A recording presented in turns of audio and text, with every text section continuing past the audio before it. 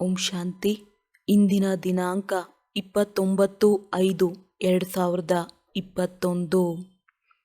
ಮಧುರ ಮಕ್ಕಳೇ, ಹೇಗೆ ತಂದೆಯು ಪ್ರೀತಿಯ ಸಾಗರನಾಗಿದ್ದಾರೆ, ಅವರಷ್ಟು ಪ್ರೀತಿಯನ್ನು ಪ್ರಪಂಚದಲ್ಲಿ ಮತ್ಯಾರೂ ಕೊಡಲು ಸಾಧ್ಯವಿಲ್ಲ. ಹಾಗೆಯೇ ನೀವು ಮಕ್ಕಳೂ ಸಹ ತಂದೆಯ ಸಮಾನರಾಗಿ ಯಾರಿಗೂ ಬೇಸರಪಡಿಸಬೇಡಿ.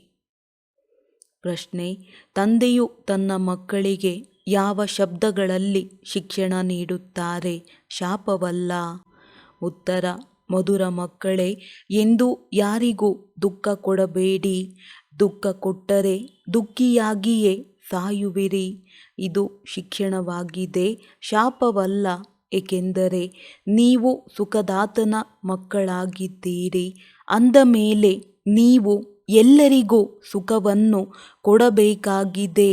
ಎಷ್ಟೆಷ್ಟು ನೀವು ಎಲ್ಲರಿಗೆ ಸುಖ ಕೊಡುವಿರೋ ಅಷ್ಟು ಸದಾ ಸುಖಿಯಾಗಿರುತ್ತೀರಿ. ಯಾವ ಮಕ್ಕಳು ಸರ್ವೀಸ್ ಮಾಡುವರೋ ಅವರಿಗೆ ಸುಖದ ಆಸ್ತಿಯು ಸಿಗುತ್ತದೆ.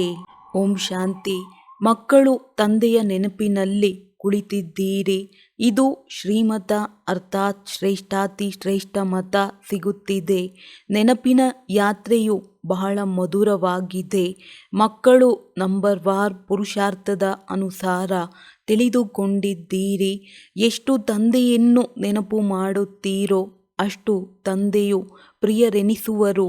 ತಂದೆಯು ಸ್ಯಾಕ್ರಿನ್ ಅಲ್ಲವೇ? ಒಬ್ಬ ತಂದೆಯೇ ಪ್ರೀತಿ ಮಾಡುತ್ತಾರೆ, ಉಳಿದೆಲ್ಲರೂ ಪೆಟ್ಟನ್ನೇ ಕೊಡುತ್ತಾರೆ. ಪ್ರಪಂಚದವರೆಲ್ಲರೂ ಒಬ್ಬರು ಇನ್ನೊಬ್ಬರನ್ನು ತಿರಸ್ಕರಿಸುತ್ತಾರೆ. ತಂದೆಯು ಪ್ರೀತಿ ಮಾಡುತ್ತಾರೆ. ಅವರನ್ನು ಕೇವಲ ನೀವು ಮಕ್ಕಳೇ ತಿಳಿದುಕೊಂಡಿದ್ದೀರಿ. ತಂದೆಯು ತಿಳಿಸುತ್ತಾರೆ, ನಾನು ಯಾರಾಗಿದ್ದೇನೆ, ಹೇಗಿದ್ದೇನೆ, ಎಷ್ಟು ದೊಡ್ಡವನಾಗಿದ್ದೇನೆ ತಿಳಿಸಿ. ನಮ್ಮ ತಂದೆಯು ಎಷ್ಟು ದೊಡ್ಡವರಾಗಿದ್ದಾರೆ, ಆಗ ಬಿಂದುವಾಗಿದ್ದಾರೆಂದು ಹೇಳುತ್ತಾರೆ.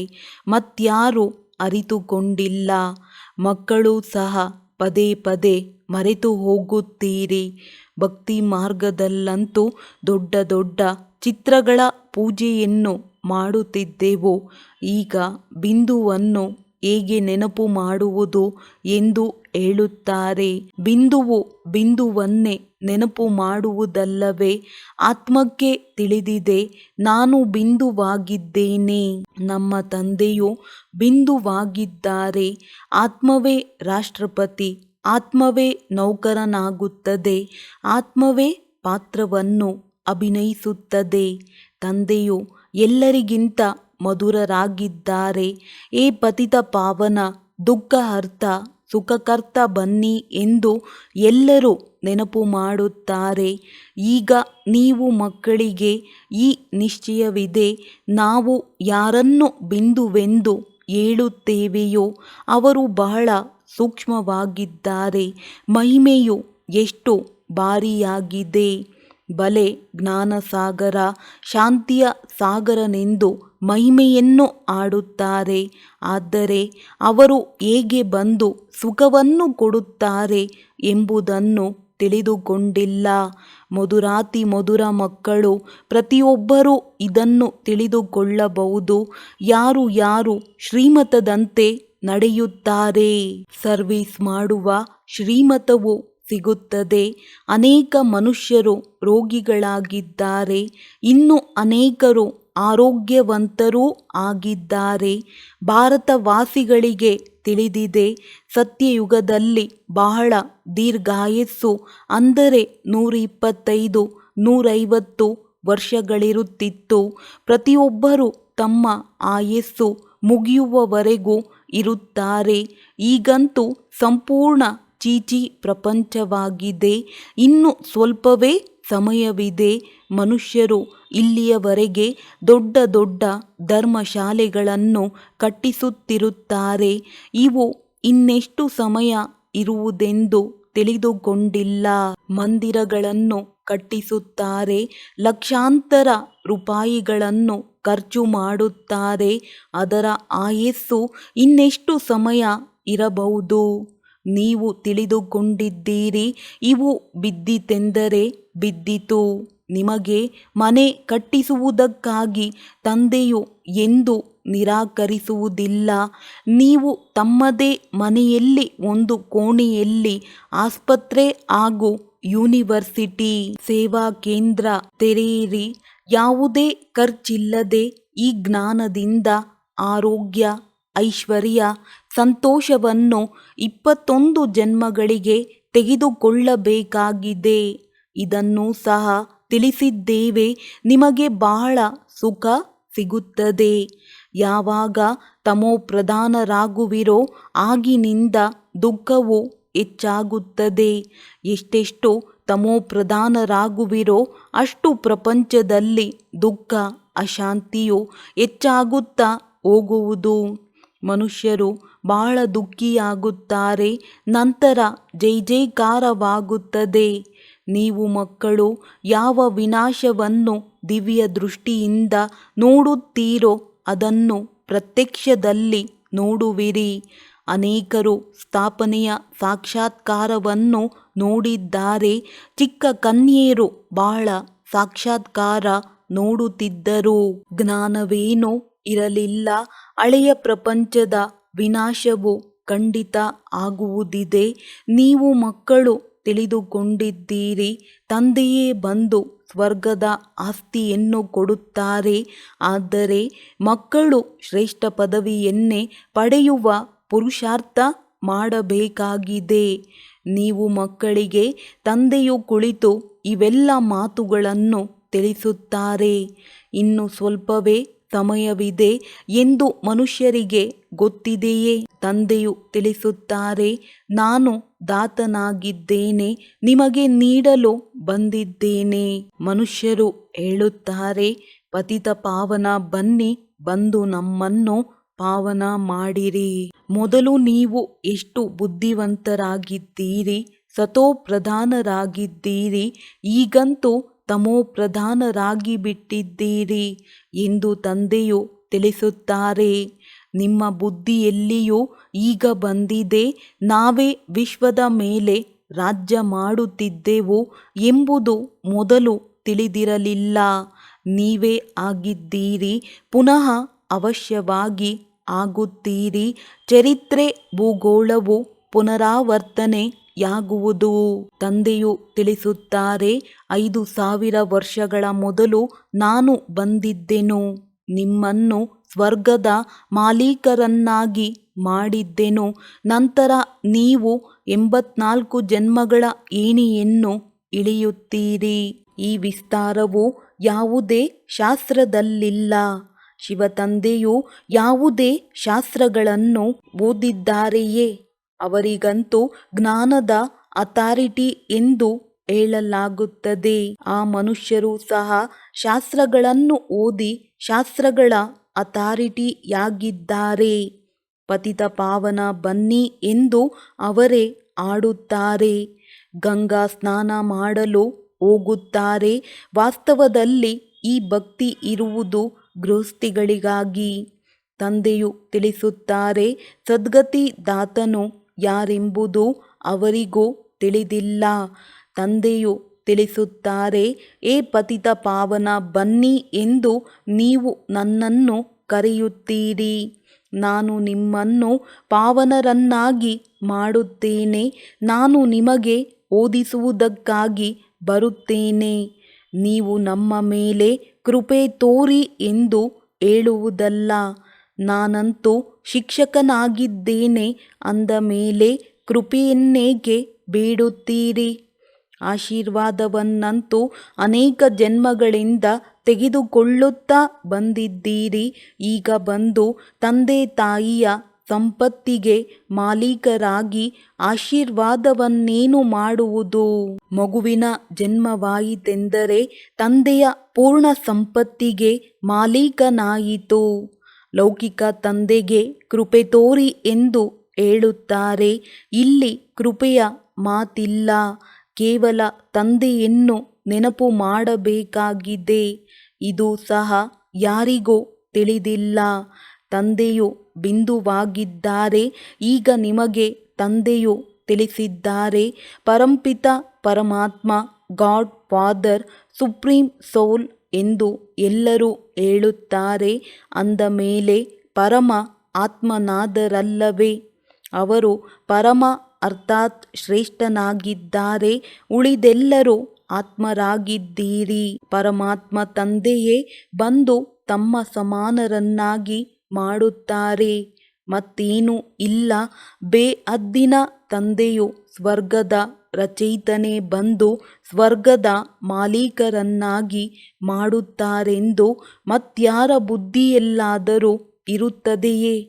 ನೀವೀಗ ತಿಳಿದುಕೊಂಡಿದ್ದೀರಿ. ಕೃಷ್ಣನ ಕೈಯಲ್ಲಿ ಸ್ವರ್ಗದ ಗೋಲವಿದೆ. ಗರ್ಭದಿಂದ ಮಗುವು ಹೊರಬರುತ್ತದೆ. ಆಗಿನಿಂದ ಆಯಸ್ಸು ಆರಂಭವಾಗುತ್ತದೆ. ಶ್ರೀಕೃಷ್ಣನು ಪೂರ್ಣ 84 ಜನ್ಮಗಳನ್ನು ತೆಗೆದುಕೊಳ್ಳುತ್ತಾನೆ. ಗರ್ಭದಿಂದ ಹೊರಬಂದರೆ ಆ ದಿನದಿಂದ 84 ಜನ್ಮಗಳೆಂದು ಎಣಿಕೆಯಾಗುತ್ತದೆ. ಲಕ್ಷ್ಮೀ ನಾರಾಯಣರಿಗಂತೂ ದೊಡ್ಡವರಾಗುವುದರಲ್ಲಿ 30-35 ವರ್ಷಗಳು ಹಿಡಿಸಿತಲ್ಲವೇ? ಅಂದಾಗ ಆ 30-35 ವರ್ಷಗಳನ್ನು 5000 ವರ್ಷಗಳಲ್ಲಿ ಕಡಿಮೆ ಮಾಡಬೇಕಾಗಿದೆ. ಶಿವತಂದೆಯಂತೂ ಎಣಿಕೆ ಮಾಡಲು ಸಾಧ್ಯವಿಲ್ಲ. ಶಿವತಂದೆಯು ಯಾವಾಗ ಬಂದರು ಎಂದು ಸಮಯವನ್ನು ಹೇಳಲು ಸಾಧ್ಯವಿಲ್ಲ.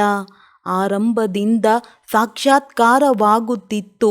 ಮುಸಲ್ಮಾನರೂ ಸಹ ಸೂಕ್ಷ್ಮವತನದಲ್ಲಿ ಹೋಗಿ ಉದ್ಯಾನವನ ಇತ್ಯಾದಿಗಳನ್ನು ನೋಡುತ್ತಿದ್ದರು.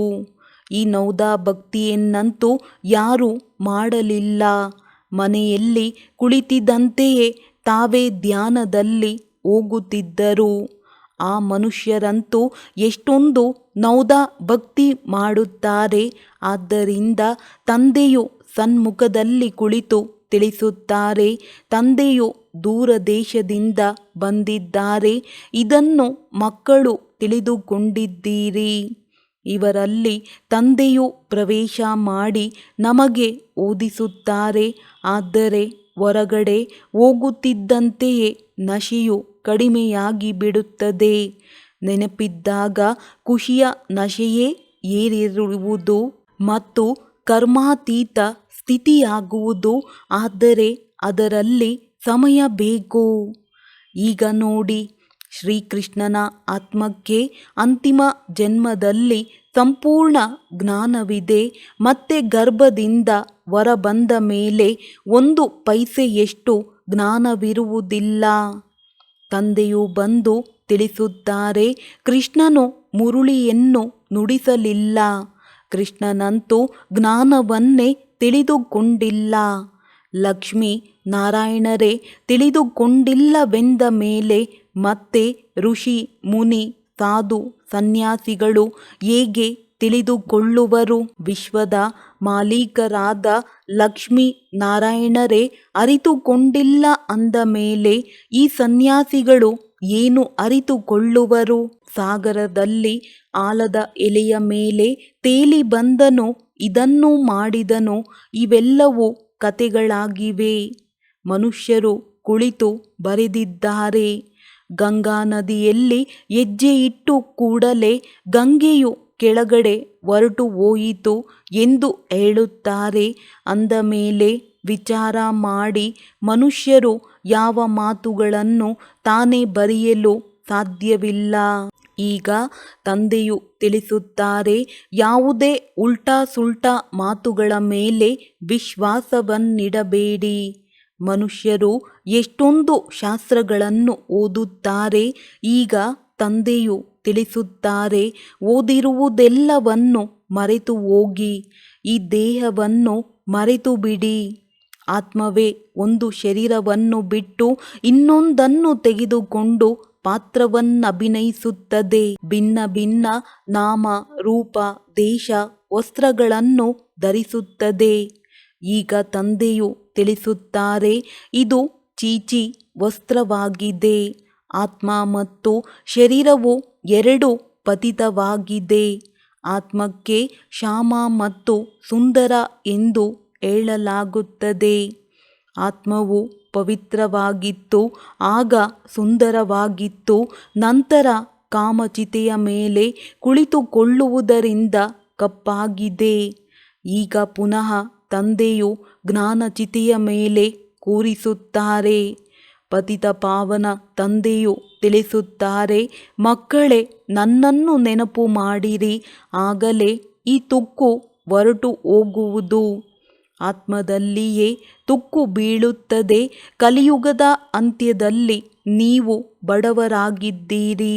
ಅಲ್ಲಿ ಸತ್ಯಯುಗದಲ್ಲಿ ನೀವು ಚಿನ್ನದ ಮೆಹಲುಗಳನ್ನು ಕಟ್ಟಿಸುತ್ತೀರಿ.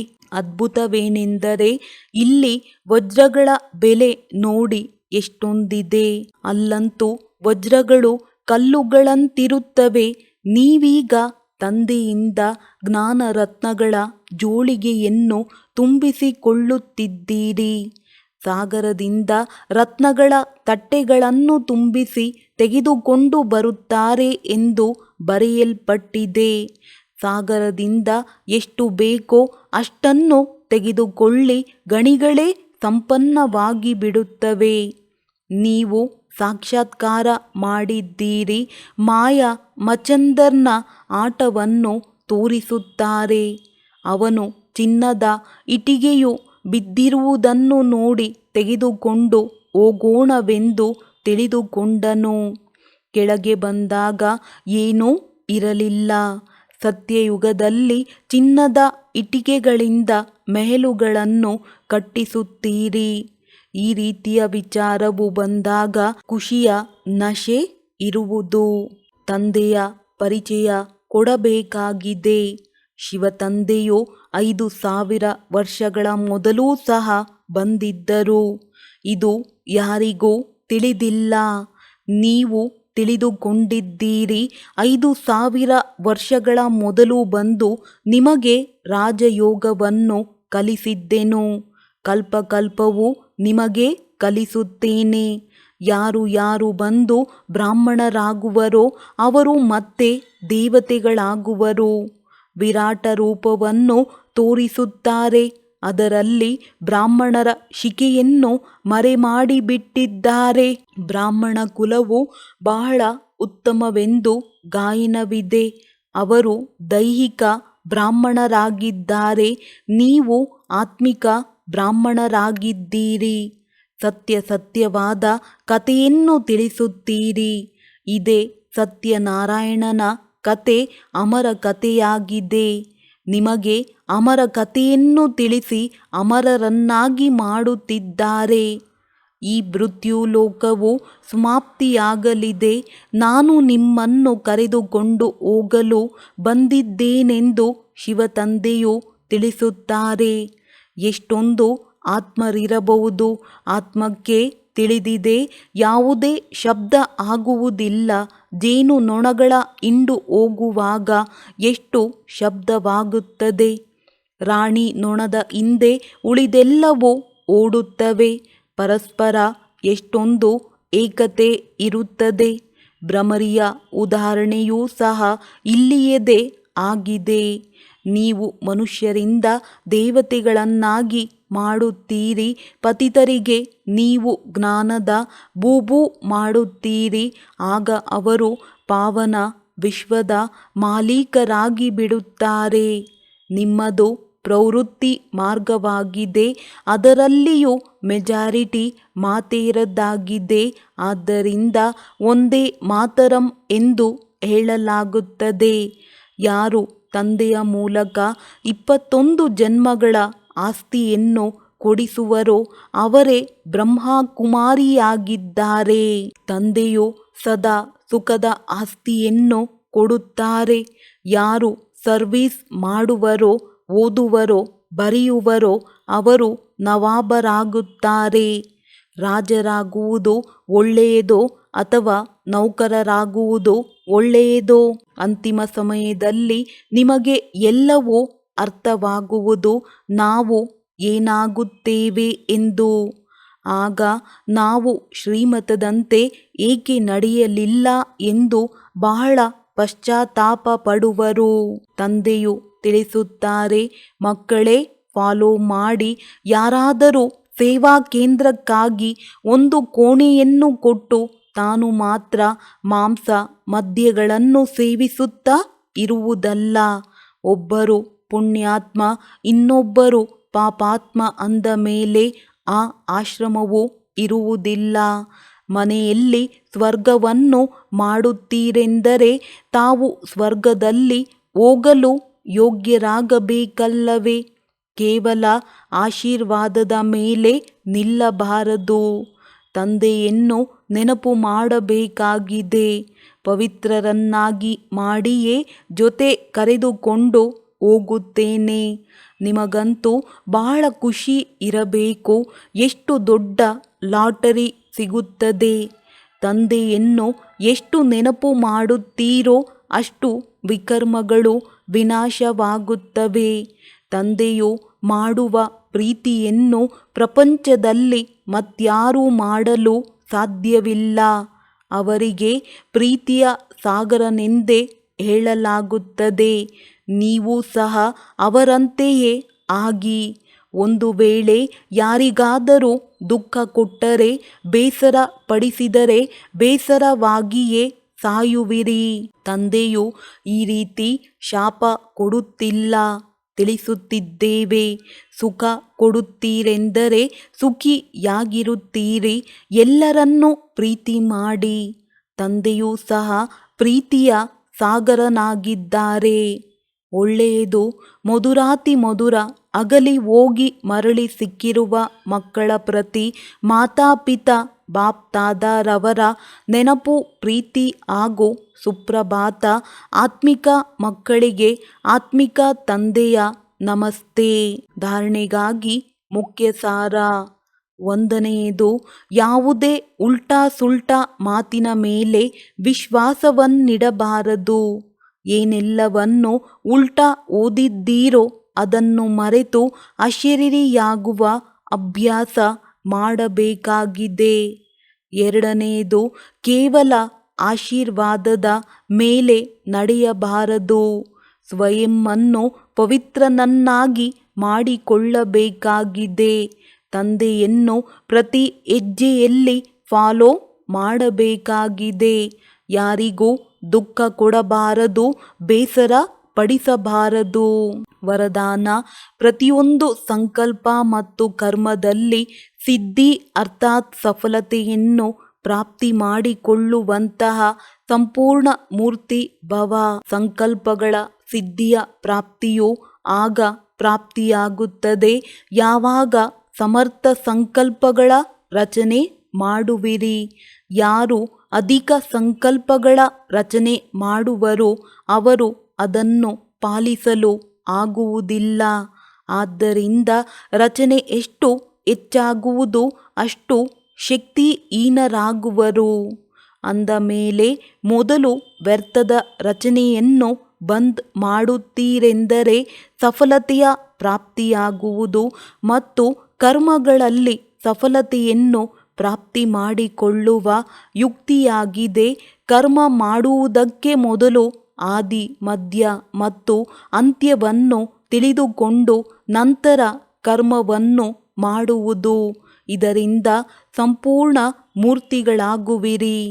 ಸ್ಲೋಗನ್: ಸಮಯದಲ್ಲಿ ದುಃಖ ಮತ್ತು ಮೋಸದಿಂದ ಪಾರಾಗುತ್ತಾ ಸಫಲರಾಗುವವರೇ ಜ್ಞಾನಿ, ಬುದ್ಧಿವಂತ ಆಗಿದ್ದಾರೆ. ಒಳ್ಳೆಯದು. ಓಂ ಶಾಂತಿ.